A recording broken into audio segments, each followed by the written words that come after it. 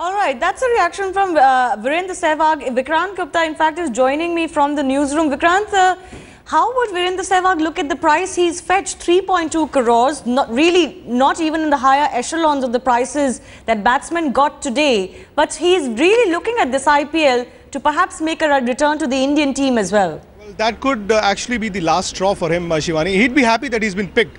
He'd be happy that he's been picked, not over the amount. But then I think he'd also be very happy with the fact that he's gone to Punjab, wherein he would play most of the matches in Mohali, which is a good batting surface. I mean, he was with Delhi for all these years, and Firozshah Kotla is not the kind of wicket where Sehwag could play his back foot shots. We also know that he's not the same Sehwag that we are used to, but in Mohali, you never know. 2-3 good innings and he'd be back in reckoning.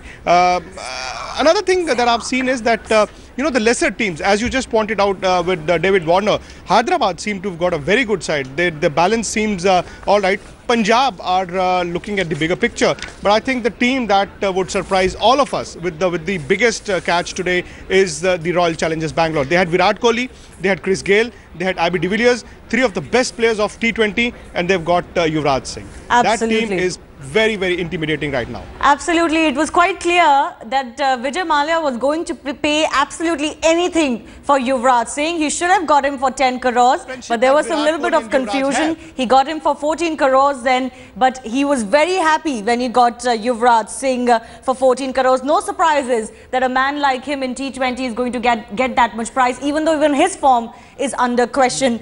Vikrant, I want to talk to you about Kevin Pietersen.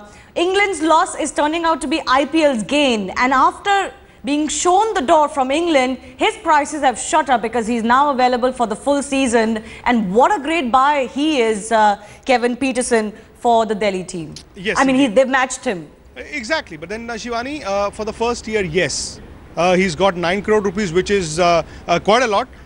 He might also be asked to lead Delhi. That is on the expected lines, but then he'll have to perform. There's this added incentive for him, the added motivation for him. He's got to prove the England Cricket Board and the players within the English cricket setup that it still has cricket inside him. But then again, he'd not been a very, very successful batsman in the last few years in the IPL. He was a big draw, but he was not winning matches for his teams. I think he now needs to not only score runs, but also win matches for his team. Delhi, I think that there's also a change in their strategy. They're not banking on the faster bowlers anymore. They know that at the Firozshah Kotla, they would need spinners. So they may be, once the team is finalized, we'll see that rather than many fast bowlers, they'll have good spinners in their side. Because I think this time there's also a market correction in terms of the Indian players. This was pointed out to me by a colleague on the sports desk. It's true. You look at the Yusuf Pathans and the Robin Uthappas, they're not getting 10 or 12 or 15 crore rupees that they were getting in the last auction, simply because they haven't performed. And the bigger players in the Indian setup are the ones who've been retained by the franchisees, and the ones on the fringes are not going to get huge loads of money. So the franchises this time also have corrected the Indian cricketers. It's also a reflection of the way that the Indian teams perform. They have not been performing well. The fringe players have not been performing well. So the kind of money that is being given to them this year is also a reflection of their game, their own game, not just the perception around them. Right. Are you surprised by Dinesh Karthik's price? 12 crores for him, that Delhi have bid for him.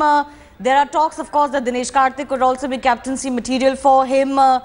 He's the second highest, price that he has fetched on the day today. Yes, Shivani. Considering the fact that they bid 9 crore for Kevin Pietersen and 12.5 for Dinesh Karthik, which means that about 22 crore rupees was spent only on 2 players. But they've not retained any players. So they are well within their right to bid that much for Dinesh Karthik. Dinesh Karthik is also a very good T20 player, Shivani. He's not in the Indian cricket team anymore. But remember, in the Champions Trophy, which is obviously, which was a 50-50 overs side tournament, he was the one who kick-started the Indian campaign. His 2 centuries in the warm-up matches were the ones which held the Indian team together. And then riding on Virat Kohli and Shikhar Dhawan and Rohit Sharma, the Indians won the Champions Trophy. But I still feel that Dinesh Karthik got a lot of cricket inside him. You, I think, pointed out correctly. Maybe I was thinking that KP could be the leader that they're looking at. Maybe, it could be Dinesh Karthik.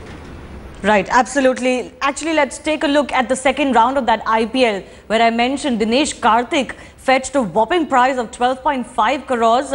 Senior fast bowler, Indian bowler Zair Khan has been bought by Mumbai Indians for 2.6 crore. Not a lot of price for Zair Khan. Sunrisers Hyderabad reclaimed Amit Mishra using their right to match card. They get him for 4.75 crores. Mumbai Indians get Michael Hussey for 5 crores, and that's a huge plus for them. Their batting already is quite good, and getting Michael Hussey, the key player from Chennai, is absolutely amazing for them. And 5 crores is a great prize for a match winner like Michael Hussey. Their openings have had problems as well. Brendan McCullum to Chennai Super Kings for 3.25, and Chennai also utilized their right to match to keep Faf du Plessis for 4.75 crore. Sunrisers Hyderabad used their right to match to keep Darren Sammy. George Bailey went to Kings 11 Punjab. Let me go across to my colleague Pratibha Raman, who's joining us from just outside the auctions in Bangalore. Pratibha, what are the first few reactions coming in from the team owners? Owners are really happy that they have got some of the best players like Aaron that you mentioned, and it is a whopping price for a person like Dinesh Karthik as well. But what is surprising is the fact that Robin Uthappa last year was sold for 9 crores to Pune Warriors, and this year it has come down to 5 crores. So that is again disappointing for Karnataka especially. But another surprising factor is the fact that Ross Taylor, despite his consistent performance, remains unsold. So that has again raised many an eyebrows, just like what happened in the first round for Jayawardena. So people are really talking about his performance and not being recognized by these owners, but perhaps they were looking at his performance in the IPL last year, where it has been quite disappointing. So perhaps the owners were quite skeptical to take Ross Taylor. All right, Vikrant, I also wanted to talk to you about Kolkata. They have a very specific strategy today. They've bought 3 top pacers, Vinay Kumar, Morne Mokal, and also Indian pacer Umesh Yadav. Although it's really Mohammad Shami and Bhuvneshwar Kumar who've gone for a price higher than that. They couldn't get them, but they've tried to arrange a pace battery for themselves. But then, Shivani, they would also need good batsmen. I mean, we know that Kallis is somebody who can turn the game, but then can he do it now? He's quit international cricket, and we've seen that players who quit international cricket find it really, really difficult for them to, come off a season and then straight away into the IPL and score runs. Maybe Kallis had been playing till recently, so the first year could be all right for him. But I think in T20, for you to have the right kind of balance, you also need good batsmen. I mean, Delhi had a lot of fast bowlers all these years, but they never won any title. They never did well. You could have many fast bowlers in your kitty, but you also need players who could win you games. That's why, as you said, I think Hyderabad right now, looking at the team sheet, to me is the most well-balanced team. Punjab is not a bad team right now, but I would still say that the Hyderabad team's got the best strategy so far.